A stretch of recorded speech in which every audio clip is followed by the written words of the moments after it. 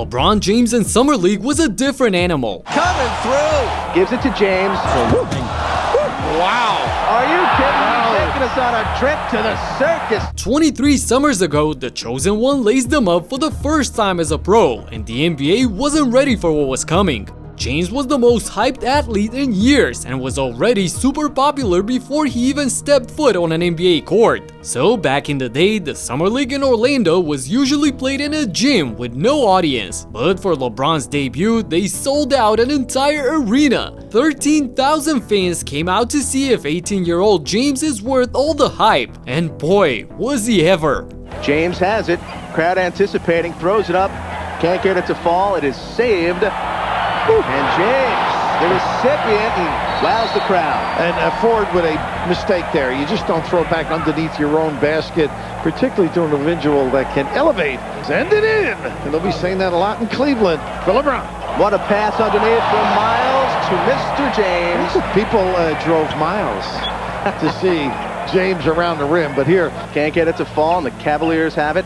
Going the other way, their point man James, nice dish, and it's Jop inside, converts for two in the paint. He put his full arsenal on display at the very beginning, drawing oohs and ahs from the crowd. But on the next possession, they quickly saw that he's still just a teenager. Showing the dribbling skills, he's guarded by Bogans. James launches, leads to the air ball, and the crowd letting him hear it. Well, he got stuck, really. Okay, that was a tough heave with time expiring, but the showtime continued immediately. Bogan settles, drifting on that jumper. Miles behind the back, gives it to James. Are you kidding me? Taking us on a trip to the circus is Mr. James, first of many. That was Darius Miles dishing out to LeBron. The Cavs lineup for the Summer League was low-key stacked. We got Dejuan Wagner, who was a high school standout, Darius Miles, Carlos Boozer, a two-time All-Star, and Desagana Job, a serviceable big man with a 12-year career. And speaking of a long NBA career, you've all heard how LeBron invests in his body, allowing him to play at a high level in his 40s. To me, one of the best upgrades you can do for yourself and your body is investing into a quality standing desk. And that's where FlexiSpot, the sponsor of this video, comes in clutch. The E7 Pro standing desk has a 440-pound static capacity stability. That's like LeBron and Austin Reeves sitting on it, and it'll still be rock solid. No, but for real, a standing desk is a great way to improve both your health and productivity by encouraging movement throughout the day. The height adjustment can go from 25 inches to 50.6 inches, so it's good for all of us short kings at the point guard position and for all the tall guys playing center. FlexiSpot stands behind the quality of the E7 Pro by giving you 15-year warranty and 30 days risk-free return. And for a 1-2 punch like Kobe and Shaq, you can pair the standing desk with their C7M chair. The C7M has an adaptive lumbar support conforming to your spine when you sit. Matter of fact, you can adjust the height of the entire backrest, making it suitable for people with varying heights. You can also adjust the armrest in a bunch of directions. I mean, this chair is a damn near transformer. The same great 30-day return policy applies here as well, and a warranty of 5 years. So yeah, invest in your body, your health, and productivity. Be the LeBron James of your workspace. The link is in the description. Thanks FlexiSpot for sponsoring this video. Regardless, it was all about James in this one. James has it on the long rebound. He's moving it up, pulls up, and buries it. His 10th point of this first quarter for James, so coming out strong. After stacking up 10 points in the first period, Bron showcased his playmaking skills in the second. It's James. He is guarded by Dial. Nice pick by Boozer. James around that pick. Miles for three. Not his customary shot, but hey, why not? Getting the free range. This is just a little skirmish at the end of a tough shot by Wagner at the other end. There's James playing the point. Gives it up, and it is DeJuan Wagner. But as I said prior, he was just an 18-year-old learning to adapt to the big leagues on the fly. The backcourt by Bogans causes the turnover. And a steal by Wilson coming through. Wow. Facial.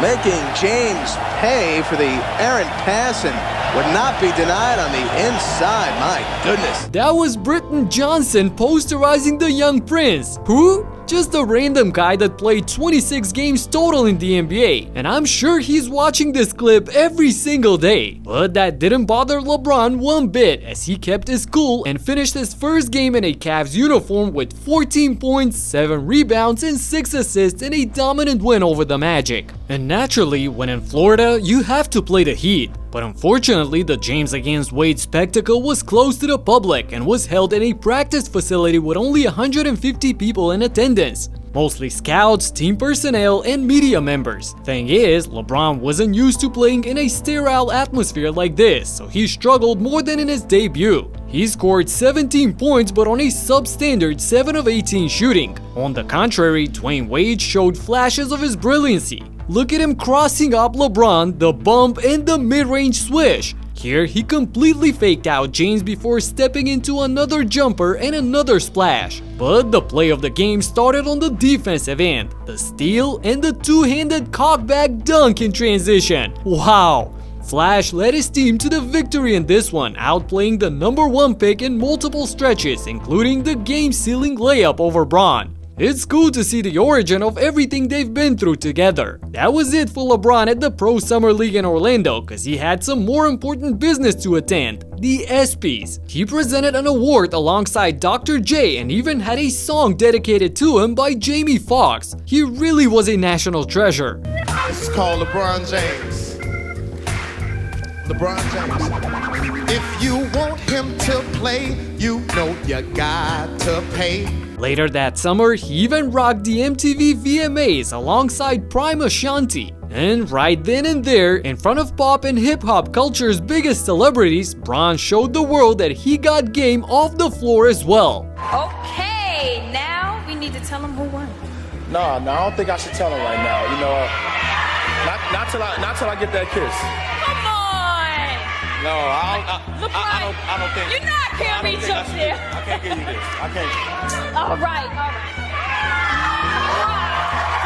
That's what I needed. Yeah. Give me that. Damn, boy. Although I'm not so sure that Savannah was happy to see that. Anyway, let's get back to basketball. Back then, the NBA didn't have control over the summer leagues like it has today. And after Orlando, teams transferred to Boston for the Reebok Pro League. And there he was, back in his natural habitat, a hot box gym with fans hanging over the court. That's all he needed to thrive. 7 of his shot clock. Great. No look to Jackson underneath. I mean, he's just decimating the interior, faking to the corner to set up the guy.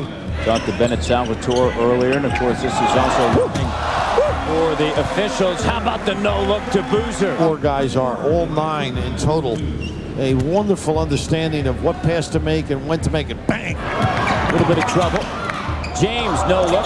Capono. Ooh-wee, LeBron put on a passing clinic against the Hawks, looking like prime Magic Johnson out there. As every pure baller, James fed off of the crowd energy and put on a show in each and every game he was a part of. But it felt like he was most hyped about playing against the hometown Celtics. He looked like a grown man amongst boys, dunking, blocking shots, throwing down alley-oops. It wasn't fair, honestly. Danny Ainge and Paul Pierce, who witnessed all of that firsthand, were left in awe. It's just another testimony that he's been that guy from the very first moment. Bron dazzled against the Celtics with 25 points, 9 rebounds, 5 assists, and a couple of blocks, albeit in a loss at the end. When asked what he remembers most about that time, James pointed out exactly that, the losses. But in the minds of coaches and spectators at the time, the most important takeaway wasn't the stats. It was how effortlessly he controlled the game as an 18-year-old. The conversation shifted from can the hype be real to how soon will he become a superstar, and the rest is history. But do you remember the time when LeBron was asked to play center for the Lakers? He was so disgusted by the idea that he refused to jump at tip-offs. I documented all of the fiasco of a season right here in this video, so check it out and talk to you in the next one. Peace out.